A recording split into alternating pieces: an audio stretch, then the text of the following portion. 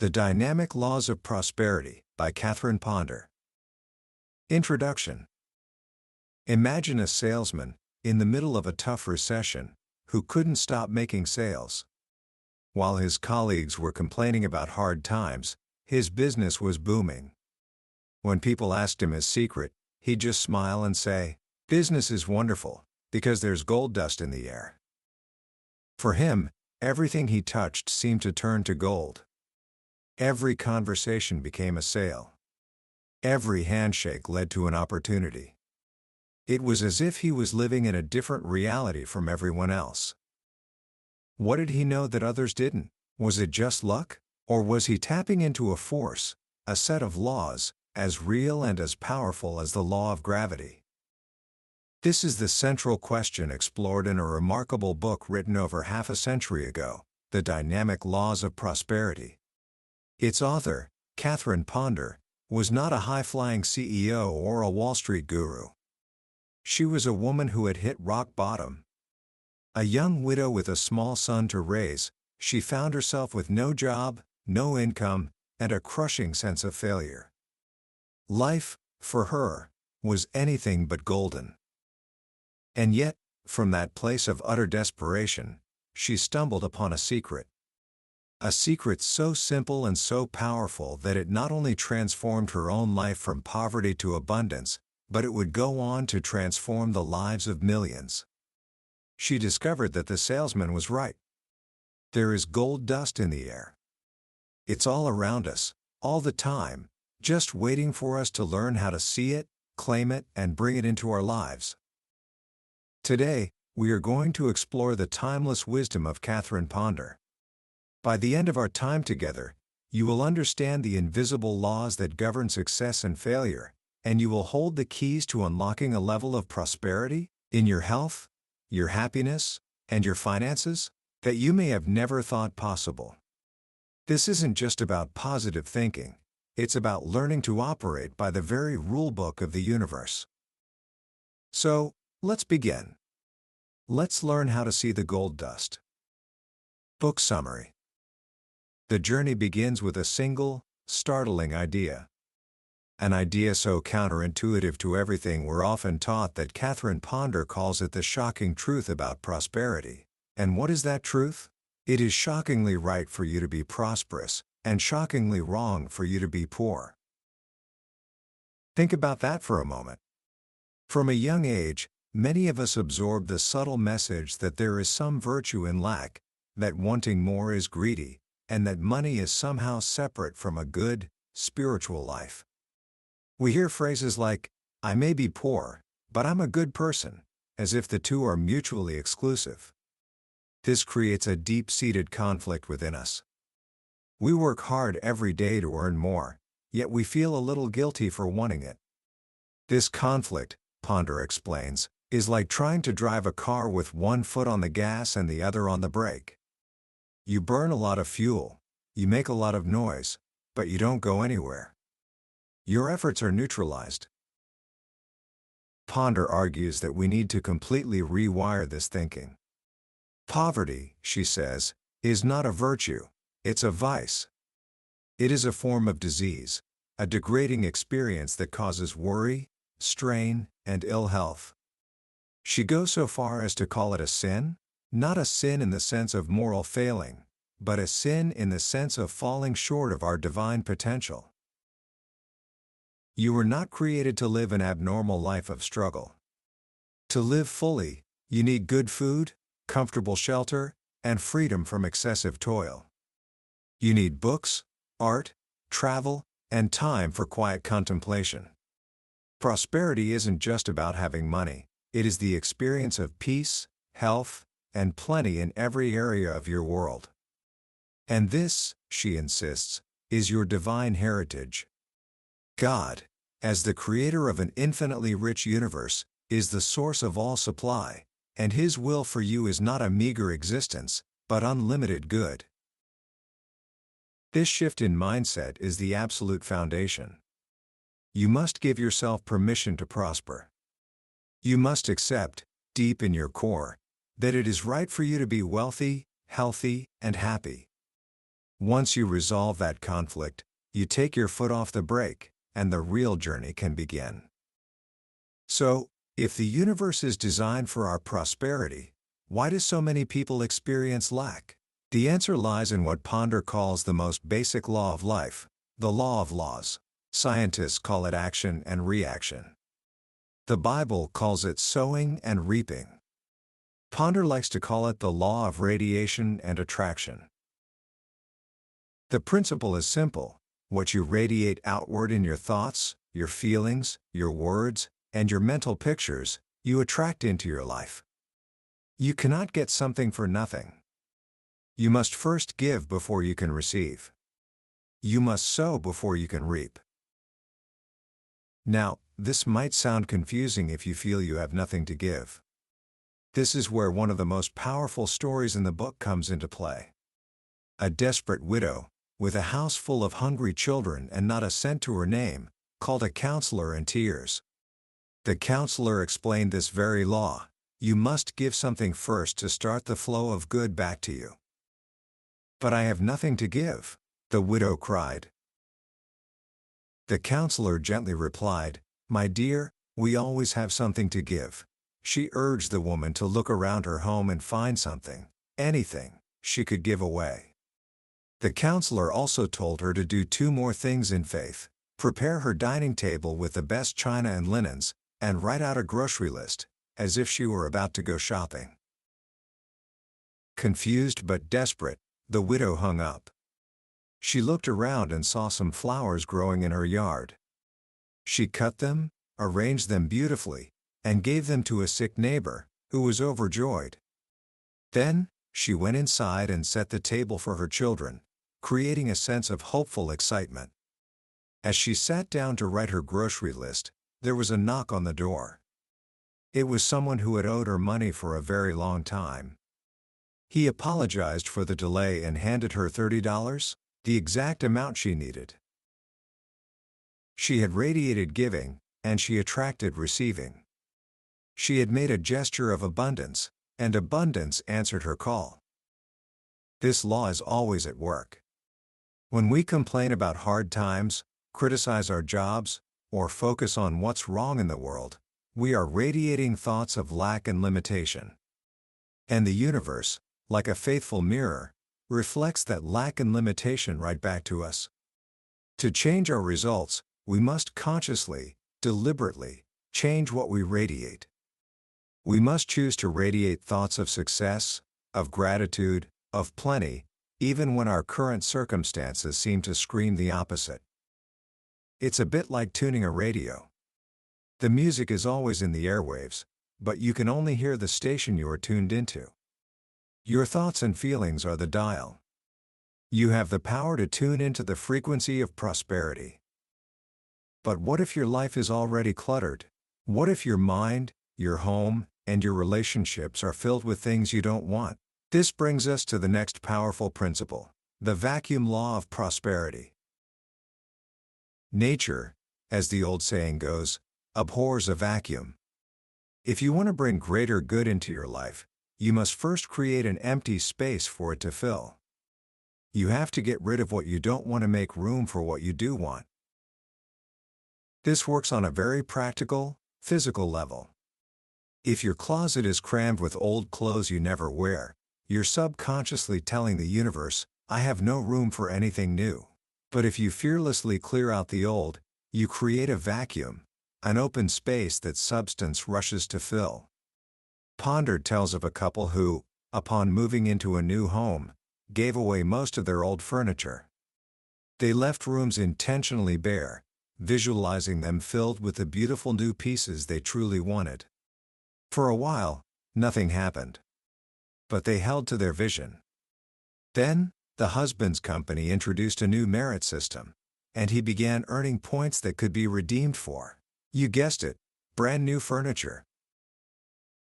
This law, however, is most powerful when applied to the non-physical realms of our lives, our minds and our emotions.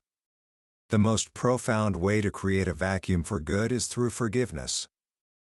Holding a grudge, resentment, or bitterness is like filling your inner world with toxic clutter. It leaves no room for peace, health, or prosperity.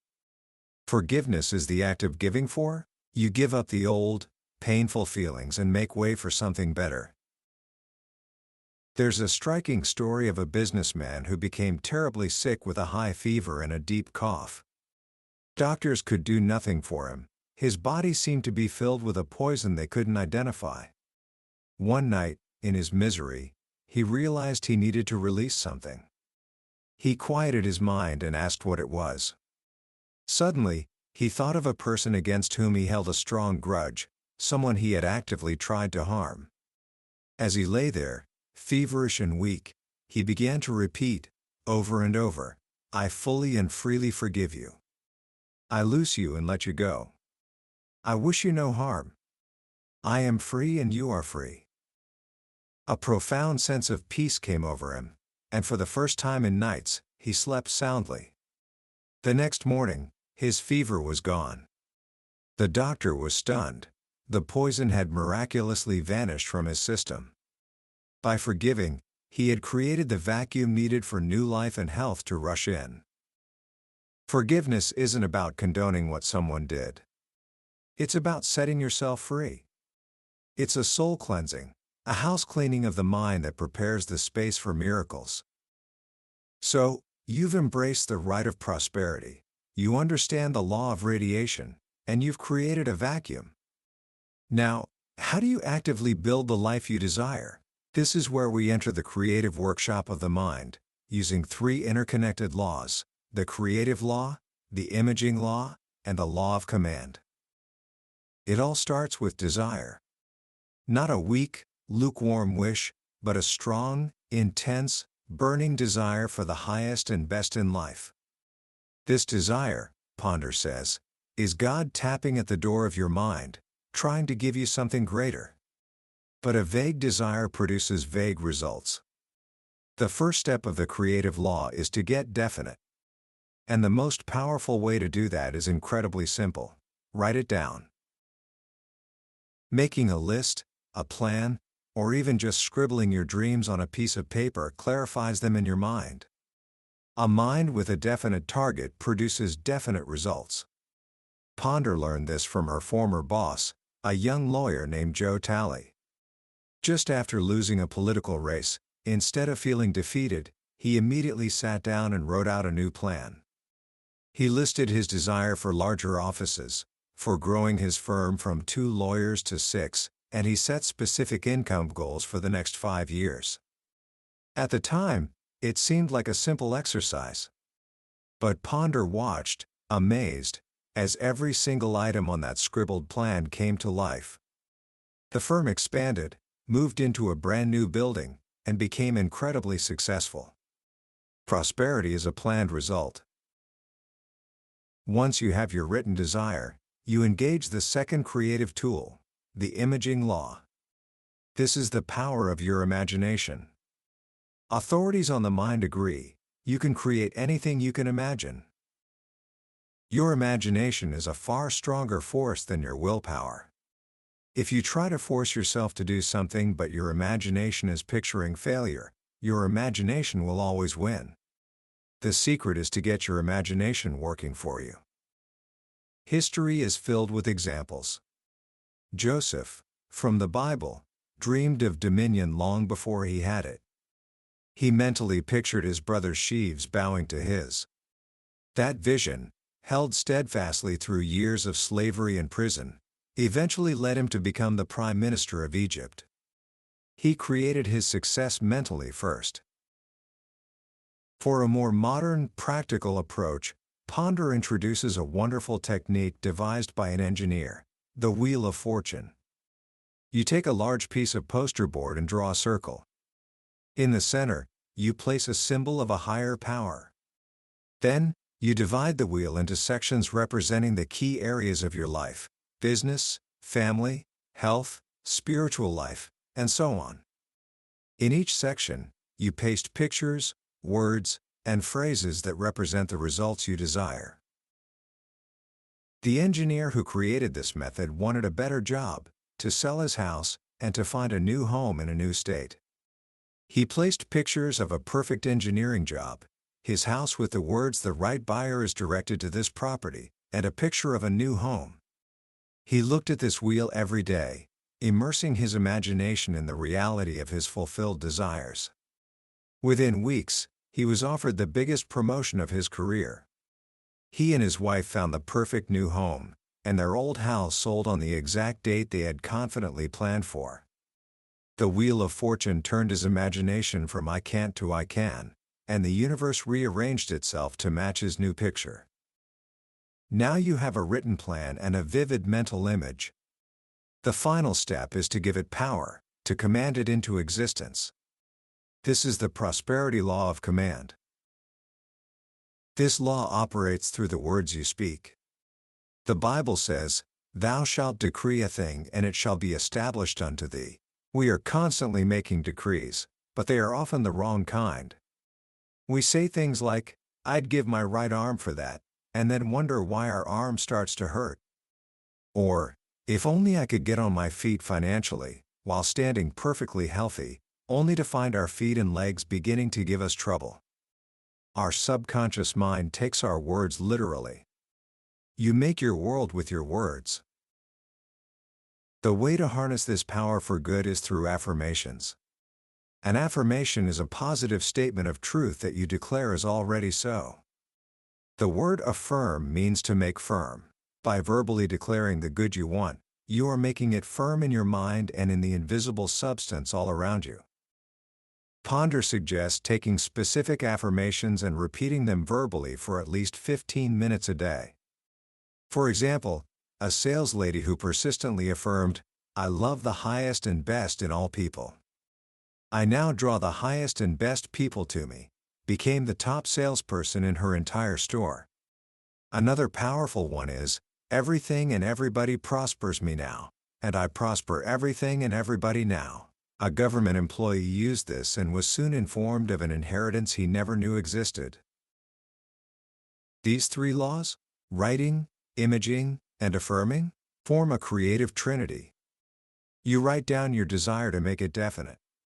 You image it to give it life and form in your mind. And you affirm it to command it into manifestation. As you begin to practice these laws, you'll find your entire outlook on life shifting.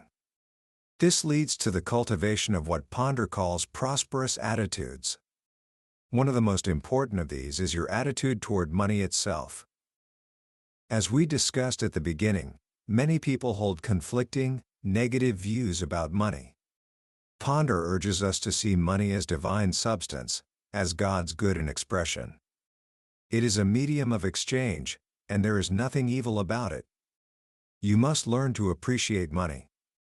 The law of the mind is that you attract what you appreciate and repel what you depreciate. If you are constantly criticizing money, worrying about it, or speaking of it in terms of lack, you are pushing it away.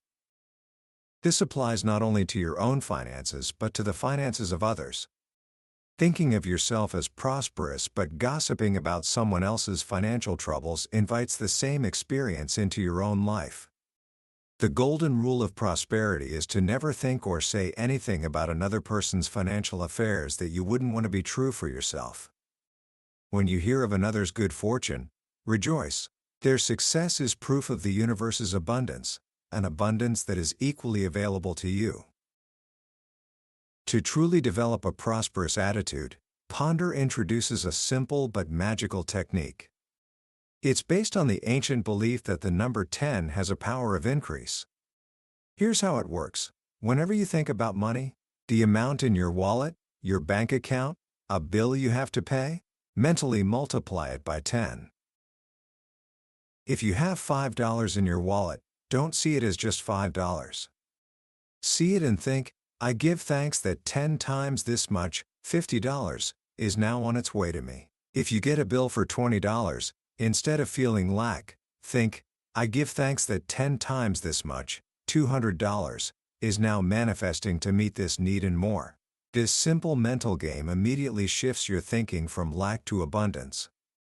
Your mind, which loves definite figures, begins to expect more, and the universe responds. A saleswoman tried this with the single dollar she had in her pocket. She affirmed that $10 were on their way. The next day, after a record-breaking sales day, she arrived home to find 2 unexpected checks in the mail, totaling exactly $10. With these laws and attitudes as your foundation, you can turn your attention to the concept of work. For many, work is a chore, a grind. But a prosperous thinker sees work as a mighty channel for prosperity, as love made visible. If you're in a job you dislike, Ponder suggests that you are there for a reason, to learn a lesson or develop a quality you will need for your next step up the ladder. The key is not to complain or resist, but to bless your current situation and do the absolute best you can, while simultaneously holding the vision for the work you truly desire. Your dissatisfaction is a good sign. It's the pressure of your own talents and abilities wanting to express themselves on a higher level. You cannot travel within and stand still without. As you mentally and emotionally move toward your ideal work, your outer circumstances must and will change to match. As you master these principles, your confidence grows. Self-confidence, Ponder explains, isn't something you have to acquire, it's something you already possess. It's part of your spiritual nature. You were born with it. You just need to uncover it. You do this by affirming your own God-given abilities, by feeding your mind confident thoughts just before you sleep, and by daring to do the things you fear. And this leads us to the final, crucial law, the prosperity law of persistence. Calvin Coolidge once said, "Nothing in the world can take the place of persistence." Persistence and determination alone are omnipotent. The world is full of talented, educated people who have failed. The ones who succeed are the plotters, the ones who simply refuse to give up. They have the can-do attitude. When they hit a setback, they don't see it as final defeat. They see it as success trying to be born in a bigger way. Ponder shares how, after successfully writing many articles, she suddenly began receiving rejection slips for everything she wrote. Discouragement set in. But then she realized the truth. The rejections weren't a sign that she should stop writing. They were a sign that she should stop writing articles and start writing books. Her apparent failure was just a cosmic nudge, pushing her toward a much bigger goal. This very book was born from that persistence. The path to prosperity is not a straight line. There will be challenges. There will be delays. There will be times when it feels like nothing is working. In those moments, you must remember Jacob wrestling with the angel, vowing, "I will not let thee go, except thou bless me." You must hold on to your vision with joyous persistence, knowing that success has a way of coming in a hurry after a long, quiet haul of plodding along. This, then, is the journey Catherine Ponder lays out for us. It begins with a revolution in the mind, the acceptance that prosperity is your birthright. It unfolds through the understanding of universal laws, of radiation, of vacuums, of creation. And it is sustained by the daily practice of prosperous attitudes, confident action, and unshakable persistence. It is a journey from seeing the world as a place of scarcity and struggle, to seeing it as it truly is, a universe filled with infinite good, a world where there is, indeed, gold dust in the air, just waiting for you. Commentary. When you step back and look at the dynamic laws of prosperity, what strikes you is how simple, yet how profound, its message truly is. In a world that often tells us success is complicated, that it requires complex strategies, ruthless competition, or just plain luck, Catherine Ponder offers a radically different perspective. She tells us that the source of all our abundance, and all our lack, lies not in the world outside of us, but in the world within us. The most powerful lesson, I believe, is the idea of personal responsibility in its most empowering form. We are not victims of circumstance. We are creators of circumstance. Our thoughts, our feelings, and our deeply held beliefs are the tools we use, consciously or unconsciously, to build our reality. This can be a scary thought at first, because it means we can no longer blame the economy, our boss, or our past for our present situation. But once you move past that initial fear, it becomes the most liberating idea in the world. If you created your current reality, you have the power to create a new one. What makes Ponder's work so enduring is that she doesn't just offer abstract philosophy. She provides a practical, step-by-step toolkit for the mind. The Wheel of Fortune is a brilliant way to make visualization tangible and fun.